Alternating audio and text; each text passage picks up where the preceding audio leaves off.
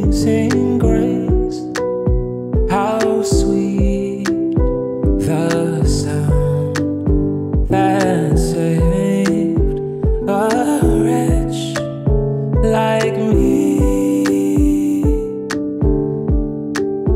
I once was lost, but Last 2024, nakaranas ba kayong ma-depress? Meron bang moment in your life last year na you felt so depressed? Pag sinabing depression, parang mga feeling mo down na down ka. Alam mo namang Kristiyano, alam mo namang nandiyan si Lord, pero nakaramdam ng parang kang depressed. Parang tingin mo, parang tinatabangan ka magpatuloy sa buhay na to. Kasi alam nyo, you cannot continue this year of 2025 if you feel depressed. Kaya lang, ngayong gabi, ang aking request, i-deal natin yan tonight. Meron ka bang feeling of depression? When I say depression, yung bang parang nawawalan ka ng gana na magpatuloy sa buhay na to kasi marami kang gustong gawin, minsan may mga nagawa kang mali, minsan may mga guilt feelings, nahirapan ka magpatuloy kasi dala-dala mo siya. Itong pag-uusapan natin kasi ay tungkol sa buhay ni David nung siya ay magkasala kay Bathsheba. Pero hindi natin pag-uusapan yung kanyang yung details ng pagkakasala niya, yung consequence ng kanyang pagkakasala, ano naging bunga. So alam naman natin ang naging bunga ng pagkakasala ni David kay Bathsheba. Alam naman natin na pinagplanuhan niya yung kamatayan ng asawa ni Bathsheba, si Urias. Ang ginawa niya, inilagay niya to sa unahan ng pakikipaglaban at hanggang sa nga ito ay mapatay. Nung mapatay na si Urias, kinuha niya yung asawa nito si Bathsheba. Pero alam natin ang kwento, bago niya ito kinuha para makasama sa kanyang kaharian, ay kanya muna itong pinagsamantalahan na hindi alam ng asawa, nung buhay pa yung asawa. Eh syempre nga naman, mabubuntis, manganganak ito, para hindi lumabas yung kanyang kasalanan, ipinakipaglaban niya yung kanyang tauhan na isa sa mga tapat niyang tauhan, si Urias. Ang biling niya, ilagay niyo si Urias sa unahan ng labanan, kaya kung saan tinamaan ng mga palaso at namatay siya. At ang sabi ng Bible, hindi doon natuwa ang Panginoon sapagkat yun ay kasalanan na pinagplanuhan. Tatanungin ko kayo ba nakagawa na ng kasalanan na pinagplanuhan? Siyempre, wala pa. Dahil hindi naman kayo nagkakasala, di ba? Kayong mga taga-JCIWC, hindi tayo nagkakasala, di ba? So wala tayong kasalanan. Tayong lahat ay perfecto. Sila nagkakasala, pero tayo hindi, no? I'm just joking. Pero ang punto ko is this. May mga kasalanan kasi pinagplanuhan. Alam niyo ba ang kasalanan na pinagplanuhan? Kung anong epekto niyan? Ang epekto ng kasalanan na pinagplanuhan ay kalungkutan.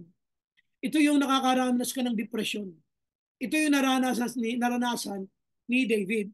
Kaya ngayong gabi, ang ating pag-uusapan, depressed yet determined. Desperado pero determinado.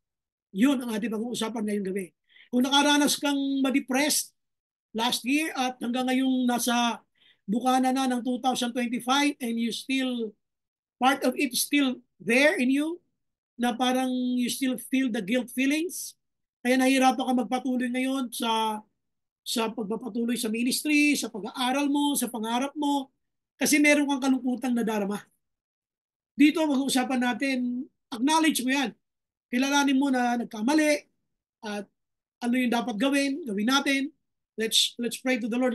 Lord, how can I make things right? Panginoon, paano ko ba ito magagawa? So ilapit natin sa Panginoon kasi yun ang pag-uusapan natin ngayong gabi. It is so hard to go into battle with a heavy heart. Mahirap lumaban sa giyera kapag ang puso mo ay mabigat.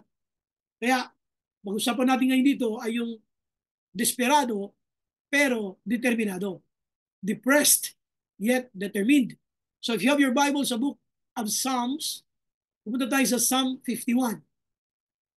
Book of Psalms, Psalm 51. Psalm 51 verse 10. Create in me a pure heart. Ito yung sabi ni David.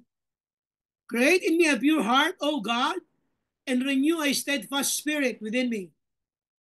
Do not cast me from your presence, or take your Holy Spirit from me. Restore to me the joy of your salvation, and grant me a willing spirit to sustain me. Then I will teach transgressors your ways, so that sinners will turn back to you. Deliver me from the guilt of bloodshed, O God. You who are God, my Savior, and my tongue will sing of your righteousness. Open my lips, Lord, and my mouth will declare your praise. You do not delight in sacrifice, or I would bring it. You do not take pleasure in burnt offerings. 17, my sacrifice, O God, is a broken heart, a broken and contrite heart, you, God, will not despise. So dito, gusto kong pag-usapan natin na ang panalangin ni David right after he did fall from immorality with Bathsheba. Bakit immorality? May asawa si Bathsheba nung kanya itong pinakialaman. Walang nagawa siya sapagkat siya'y hari, pinakuha niya ito sa kanyang mga tauhan at ginawa niya yung gusto niyang gawin at pagkatapos nito ay nakadama na siya ng matinding kalungkutan. Yun ang unang mararamdaman ng isang Kristiyano na nagsagawa ng isang kasalanan na pinagplanuhan. Marami tayong kasalanan na kumisan ay hindi naman talaga sinasadya. Pero kapag ang kasalanan ay pinagplanuhan, ang dulot nito sa atin ay kalungkutan. Katulad ng sinabi ko kanina, lahat tayo ay nakadarama ng depresyon o kalungkutan sapagkat walang totoong Kristiyanong na naging masaya kapag siya ay nagkasala. Automatic yon. Pag ang Kristiyano ay nakagawa ng kasalanan, lalo na yung kasalanan na pinagplanuhan, ang dulot nito ay kalungkutan. Ngayon, pag hindi ka nalulungkot, questionin mo yung sarili mo. Baka hindi mo na-encounter ang Diyos ng kabanalan. Ang isang Kristiyano na na-encounter ang Diyos na banal ay nahihiya sa kanyang mga pinaggagawa. Ang isang Kristiyano na na-encounter ang Diyos na lubos-lubusan ng kabanalan, dapat sa kanyang puso ay meron siyang kinatatakutan. Walang iba kundi ang Panginoon na nagbigay sa atin ng buhay, na siyang palagi nagbibigay sa atin ng pagtatagumpay. Pero bakit nga ba nagkaganon? Pastor, talaga bang ang Kristiyano ay mayroong hinaan? Meron. Binanggit ng Bible yun eh. Kahit si Apostle Paul, meron eh. At iba nga naman mga kalagayan natin sa mga buhay, katulad ng sa buhay eskwela, ang kahinaan mo, matalino ka naman, pero gusto mo nangongopya. Parang masaya ka na ikaw ay nakapangopya, nakakod-coding ka kasi naisan mo yung teacher mo.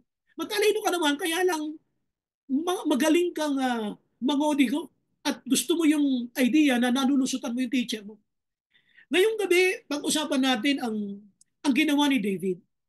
Si David, right after he committed itong kanyang pagkakasala kay Bathsheba, nakadama siya ng matinding kalungkutan. He was so desperate, he was even depressed. At ang resulta ng kanyang kasalanan ay, kung babasahin niyo ang kanyang kasaysayan, ito kasi ay nangyari, yung kanyang pagkakasala na yan, na binanggit ng aklat ng ikalawang Samuel, chapters 11 and 12. Nandoon yung kabuuan ng kanyang kasalanan. Kaya mamaya, pag kayo ay hindi pa matutulog, pag-aralan niyo yung 2 Samuel chapter 11 and 12. Pagkatapos ng kasalanan niya na yun, tsaka dumating itong Psalm 51. Tsaka yan lumabas. Yan yung kanyang panalangin ng kanyang pagsisisi. So ano ang isang nararanasan ng isang tao kapag siya ay na-depress? Tandaan nyo, patong-patong.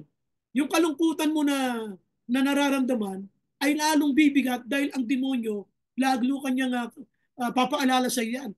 O di ba worker ka ng church nyo? Bakit ka gumagawa ng ganyan? Mali yan. O di ba ikaw ay nagsishare ng salita ng Diyos? Bakit mo ginagawa yan? Magaling ang demonyo doon sa pagkukondem. Magaling siya doon. At hindi yun malulusutan ng Christian because that's the job of the devil. To make your life more miserable and to make it heavy in your heart.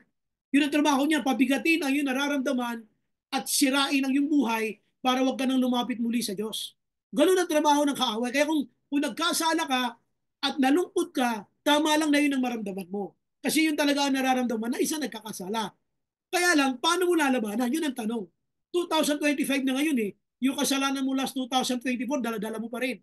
Kumbaga yung guilt feeling, dala-dala mo. Kaya hindi ka totoong makatawa. Yung sila brother, sila sister, ang saya sa nila. Yung tawa nila, totoo, pero ikaw hindi ka makatawa kasi alam mo, meron kang kasalanan na hiningi mo na naman ng tawad sa Diyos. Pero nandito pa rin eh.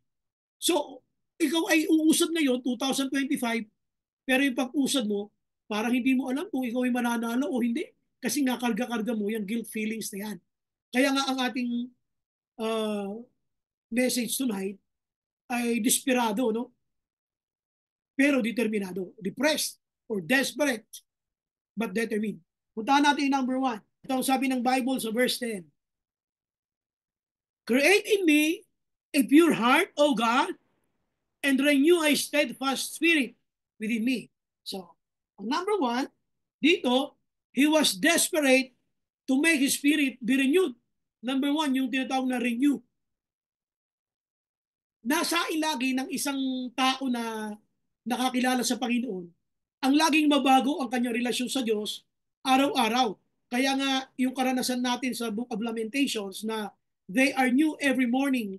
Gusto mo laging nare-refresh ang relationship mo sa Panginoon. Kaya nga mayroong sinasabi ang First John na humingi tayo ng tawad kapag ang Diyos naman natin ay tapat at banal na tayo patatawarin. Hindi ka dapat matakot na lumapit at humingi ng tawad. God is expecting you to be renewed every day. Kaya kung ano man ang mga naging kasalanan mo 2024 o kaya itong January, ano man ang kabigatan dala-dala natin, desire to be renewed. Sapagkat dito, ang sabi niya, create in me a clean heart and renew. Renew. Dapat yan ang panalangin natin. Upang ikaw ay makawala dun sa guilt feelings, ipanalangin mo, Lord, baguhin mo ako.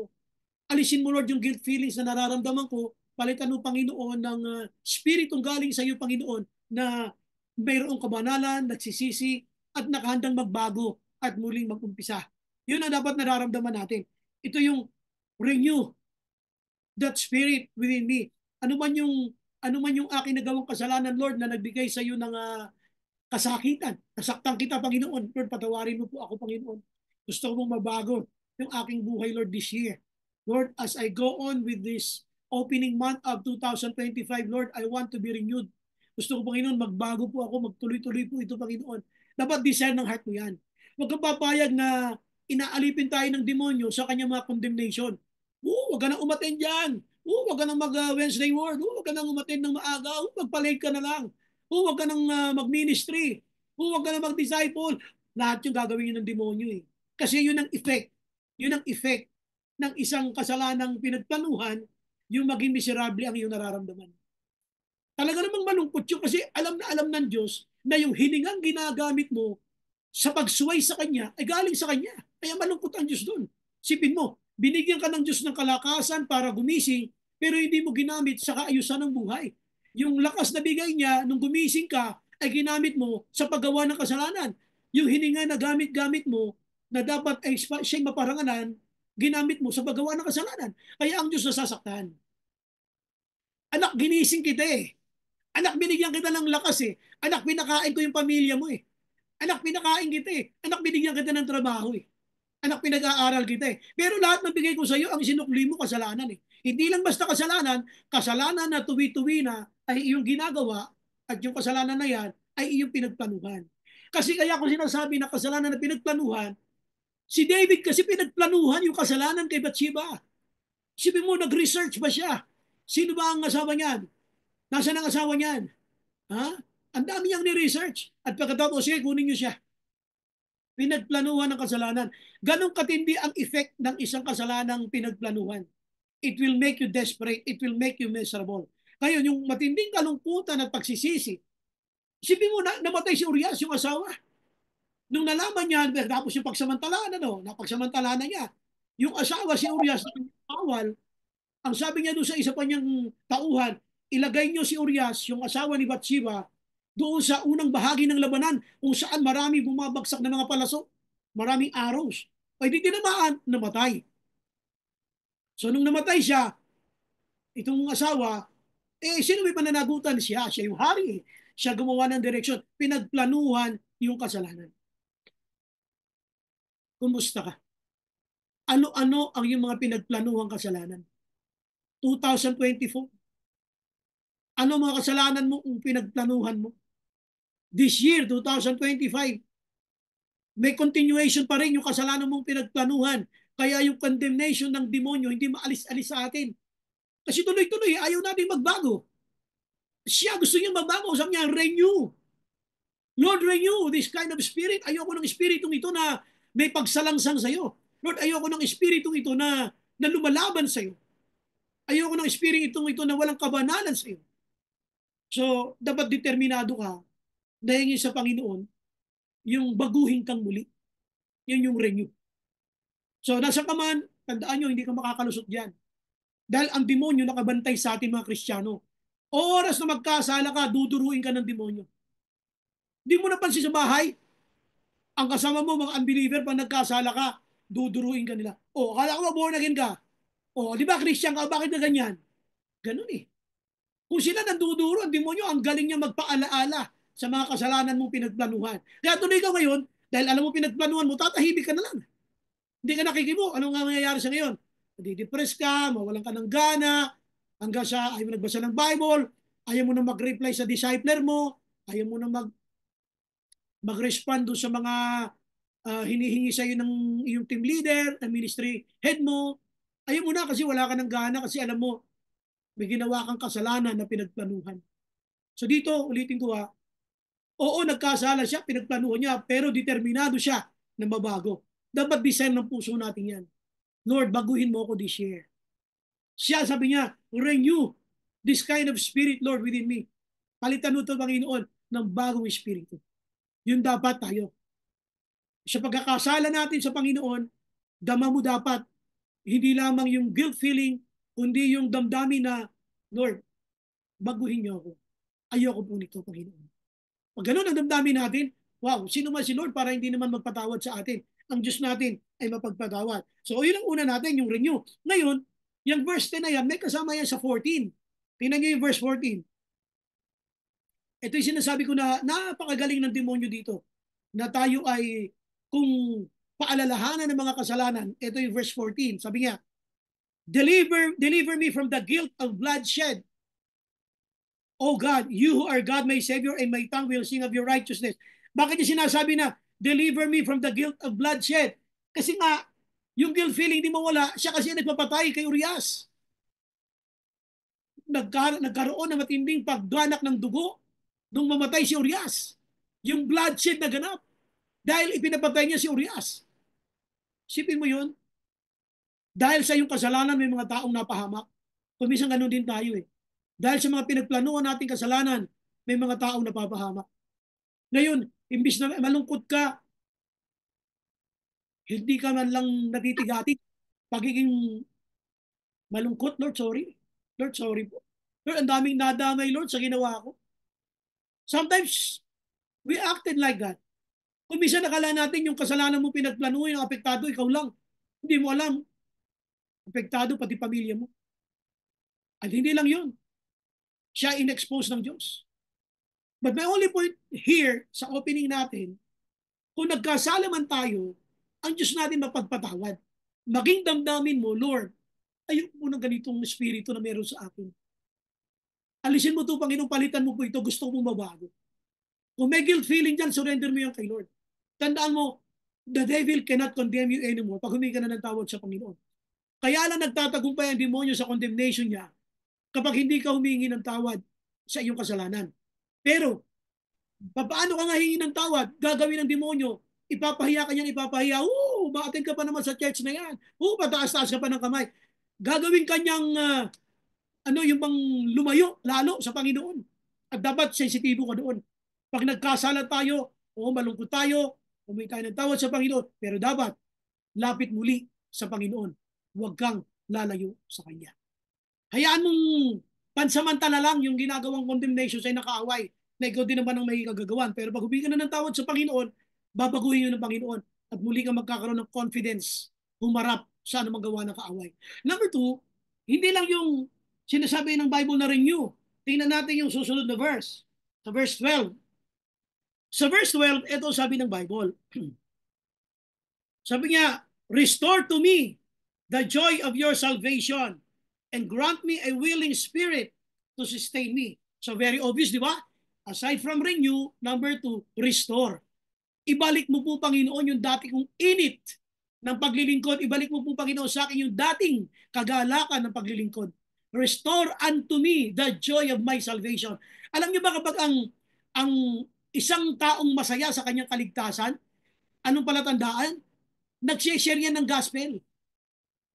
Pansinin mo, bakit wala ka ng ganang mag-share ng gospel? Lalo wala ka ng ganang mag-disciple.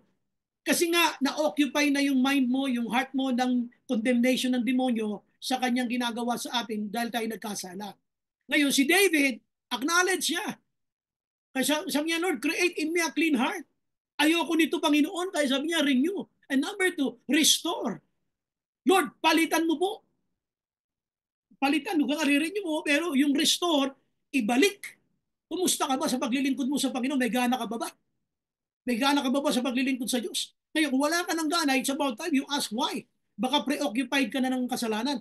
Baka yung puso natin ay mas puno na ng kasalanan kaysa salita ng Diyos. Baka ang isip natin ay mas nagagamit natin sa mga bagay na pagkakamali o pagkakasala kaysa na magamit natin sa mga bagay na may kabanalan. Alam niyo, sabi ng Colossians 3:16, sabi niya rito, let your minds, sabi niya ay, let the words of Christ, sabi niya, dwell in your minds richly. Hayaan nyo ang inyong mga puso, ang inyong isipan, ay panahanan ng aking mga salita. Anong nananahan ngayon sa isip mo at sa puso mo? Baka puro problema na yan, puro miserableng buhay, puro pag-aalala sa buhay na ito, at higit sa lahat, pati condemnation ng demonyo, nagsusumiksik sa atin. Kasi nga nakagawa tayo ng kasalanan katulad ni David. Paano ka ngayon uusad ngayong 2025? Ang bigat-bigat ng kalooban mo. Kaya para gumaang yan, nagkasala ka sa Diyos, nasaktan mo ang Diyos, pero ang mag-aayos niyan, Diyos pa rin. Kaya dapat ang lapit ay muli sa Diyos pa rin. Kaya dito sabi niya, hindi lamang renew but restore. Lord, ibalik mo po yung dating init ko ng paglilingkod. Bakit? Ano ba yung init mo ng paglilingkod? Hindi po ako nalilig. Lagi ako nasa Wednesday Word. Lagi ako nasa gawain. Hindi po ako nawawala. Updated po ako sa mga gawain ng ministry. Ano ba? Nagsishare po ako ng gospel sa online. Nagdi-disciple po ako. See, ngayon, wala na yun eh. Kasi pag walang ka na ng gana, naging desperado ka na, apektado na Diyos, at ang unang-unang naapektuhan doon, hindi mo napapansin, yung relationship nyo ni Lord. Nasugatan ang relasyon nyo ng Panginoon. Tapos babakbakan ka ng demonyo, o minsan pinakikinggan natin siya hanggang sa unti-unti na wala na ng gana ang puso mo sa paglilingkod. Hanggang sa ayaw mo na mag-church, wala ka nang nakita sa church, kundi puro negative, wala ka nakita kundi kapintasan ni brother, kapintasan ni pastor, ni sister, tapos kapintasan na ng buong church. Samantala nag-umpisa yun sa kasalanan mo sa Diyos. Tapos ngayon, ang may kasalanan na, sila brother na, sila sister na.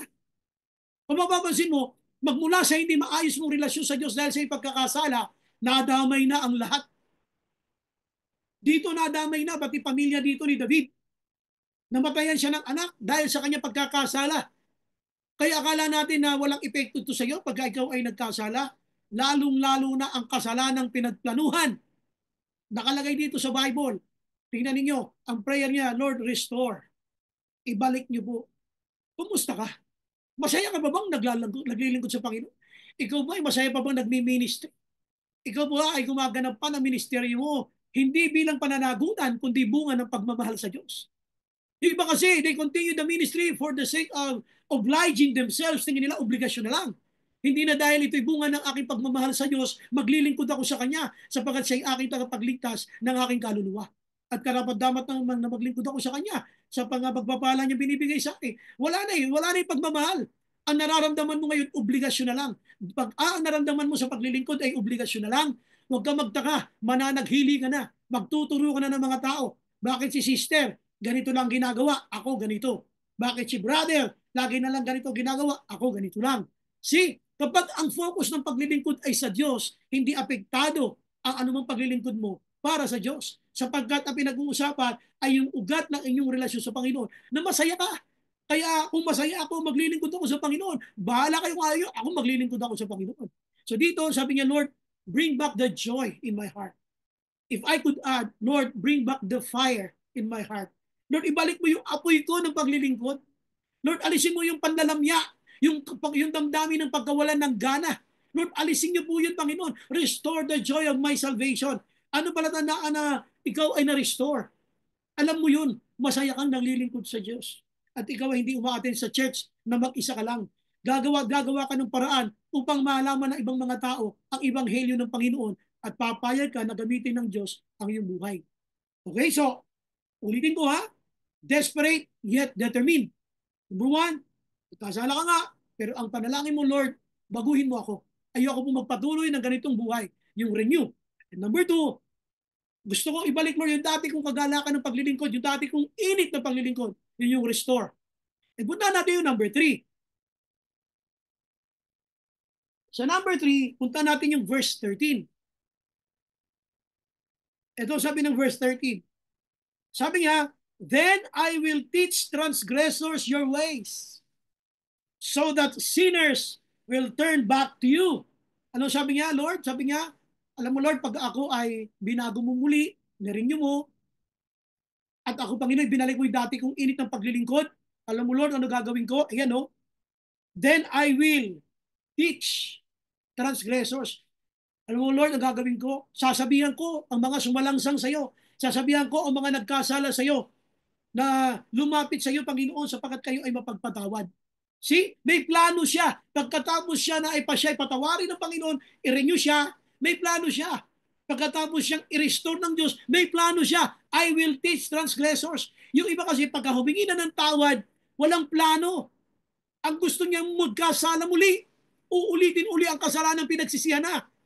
Siya may plano. Anong plano niya? I want to restart. Yun yung pangatlo. Restart. Ang aking plano, Lord, sabi niya, ay sasabihan ko yung mga sumalangsang sa iyo.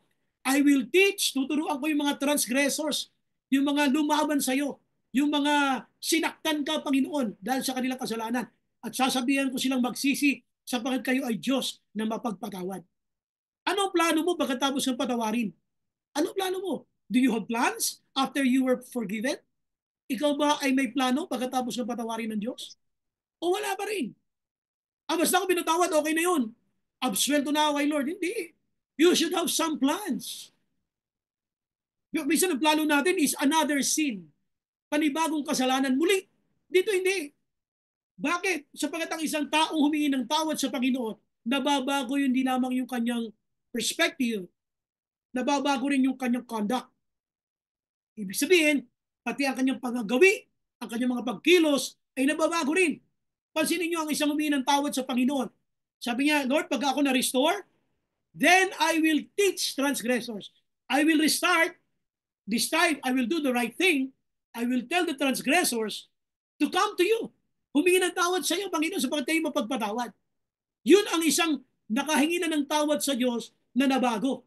May plano para siya uli mag-umpisa, pero this time, tama na ang kanyang gagawin. How about you?